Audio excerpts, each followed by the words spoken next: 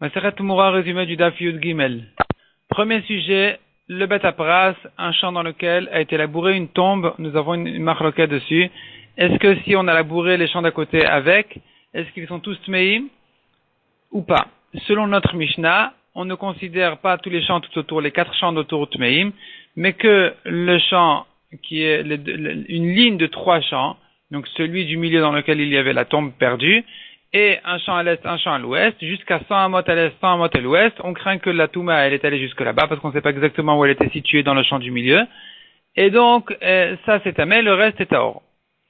Deuxième halakha, on a vu dans deuxième sujet, on a vu encore dans la Mishnah, que 2 associés ne peuvent pas faire Trouma un après l'autre. La Gemara ramène là-dessus une marloquette de 3 avis. Et notre Mishnah pense comme Rabbi Akiva qui dit qu'ils ne peuvent, s'ils ont fait les deux, ils ont prélevé la Trouma un après l'autre, alors leur Trouma n'est pas bonne.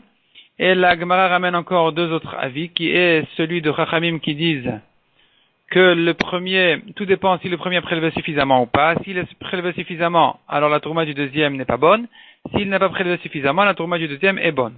Et nous avons encore Rabbi Eliezer qui dit que la Trouma des 2 est bonne. Ensuite, nous avons une marloquette, la Gemara ramène les drachot des psukim, à savoir, est-ce que le petit, avant ça, une Tumura ne fait pas de Tumura, la Gemara la prend des psukim, et un petit d'un korban, on peut faire dessus Tumura ou pas? C'est une marloquette entre Chachamim et Rabbi Yehuda. Selon Chachamim, on ne fait pas dessus Tumura, selon Rabbi Yehuda, on fait dessus Tumura, la Gemara ramène les drachot. Nous avons ensuite une Mishnah qui dit que les offrandes d'oiseaux et de farine ne font pas de Tumura, car cette halakha n'a été dite qu'à propos des animaux. Ensuite, la Mishnah nous dit, les associés ou le korban communautaire ne fait pas de Tumura. Toute la question de Tumura est écrite au singulier dans la Torah et pas au pluriel. La Mishnah ajoute encore que ce qui a été sanctifié pour le Bedek Habayit, les frais de dépenses de construction du Beth Amikdash, ne fait pas de Tumura. Donc même s'il a sanctifié finalement, il a réservé un animal avec un défaut, eh bien, il n'aura pas de Tumura. Rabbi Shimon dit, mais pourtant, on l'apprend d'ailleurs. Donc la Gemara ramène en fait là-dessus une marloquette. Quelle est la dracha? Selon Tanakama, Rachamim, les Bedek Habayit ne s'appellent pas Korban, donc il n'est pas inclus dans la halakha de Tumura. Selon Rabbi Shimon, le Bedek Habayit s'appelle Bi Korban, et malgré tout, il est exclu de la halakha de Tumura. Pour quelle raison?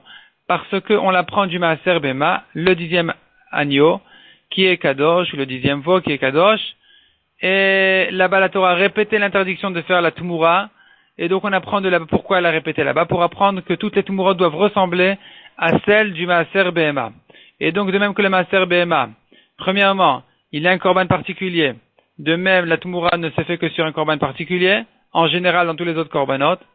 Deuxièmement, on apprend de là-bas que le Maaser Bema est un korban qui est destiné au Misbéach, et donc on exclut d'ici les korbanot qui sont réservés au Bedek Habayit, sur lesquels il n'y a pas de Tumura de fait. Dans la Braïta, ensuite, dans la Gemara, on apprend encore d'autres choses de cette comparaison avec le Maaser Bema.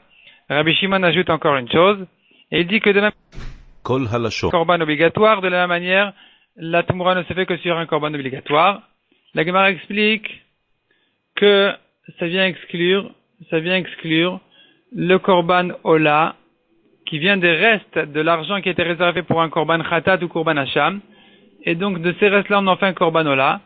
Selon celui qui pense que c'est un korban Tzibour, il n'y a pas besoin de dire qu'il n'est pas possible de faire dessus Tumura, mais selon celui qui pense que c'est un korban Yachid particulier de cette même personne-là qui a réservé cet argent-là pour son korban Khatat ou Hacham, eh bien selon ce Mandé Amar, il faut préciser que on ne fait pas dessus de Tumura. Et c'est comme ça que Rabbi Shimon pense, et pas comme Rabbi Eliezer qui dit que c'est un korban yachid sur lequel la Tumura est faite. Rabbi Shimon pense que c'est un korban yachid sur lequel la Tumura n'est pas faite. La Gemara ensuite ramène une question de Rabbi Avin qui dit que selon Rabbi Shimon qui a dit ailleurs, on ne peut pas faire 2 fois la Tumura sur le même korban, même une fois après l'autre. Quel sera le din dans le cas où le korban était réservé pour être un korban Hacham, et que finalement il a fait dessus Tumura. Finalement le propriétaire il a été pardonné par un autre korban Hacham. Le premier automatiquement est devenu korban Ola. Est-ce que je considère que c'est une nouvelle Kedusha sur laquelle on n'a jamais fait de Tumura et que donc maintenant la Tumura peut être faite dessus ou pas? ou puisque c'est la suite finale quand même du premier korban, alors on ne peut pas faire une deuxième fois de Tmoura dessus.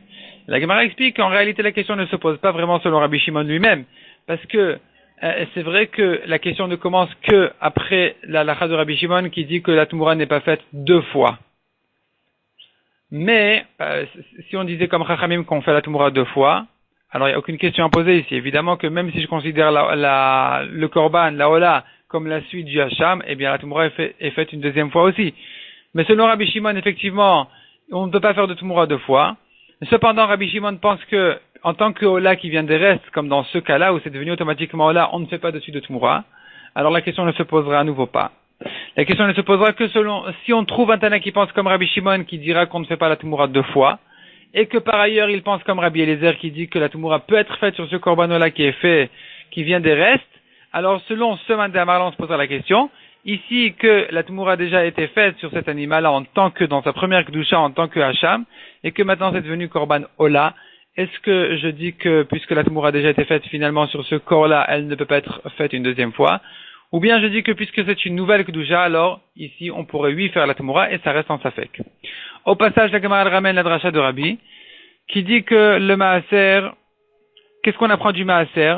La Torah a eu besoin de répéter la halachot de Tmoura à propos du Maaser Behema, parce que sinon j'aurais pu croire qu'il n'y a pas du tout de Tmoura à propos du Maaser Behema, puisqu'on a trouvé qu'il avait une halakha exceptionnelle, qui est la Tmoura de son nom. Donc, la Tmoura de son nom, c'est-à-dire s'il a appelé le 9e agneau, il l'a appelé 10e, ou le 11e, il l'a appelé 10e, là, il a aussi une Kedusha de Korban Shlamim. Et donc, puisque la Torah, elle a écrit ce chidouche-là à propos du Maaser Behema, j'aurais pu croire que le Maaser Behema, il est un Korban exceptionnel, et qu'il serait peut-être pas concerné par la halachot de Tmoura. C'est pour ça que, Kamash Malan, que la Torah répétait l'interdiction de Tmoura à propos de ce Korban pour nous dire que non, celui-ci aussi est concerné par la Tmoura, par la halachot de Tmoura.